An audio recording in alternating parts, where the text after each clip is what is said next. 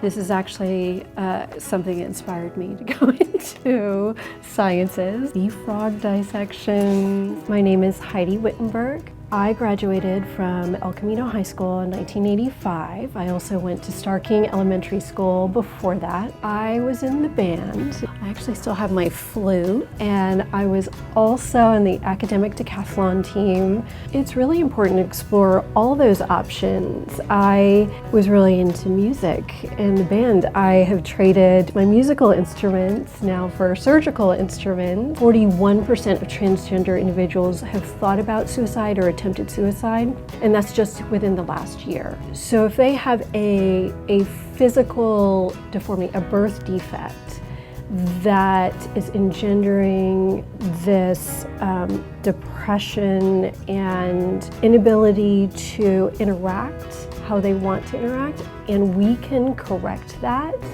I've had people say that that has been life-changing.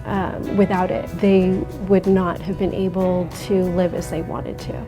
Using your passion to strive to be good at what you're doing and looking for opportunities to fill unmet needs and to really help people. I mean, if you're looking to help people, that's what's fulfilling and worth striving for.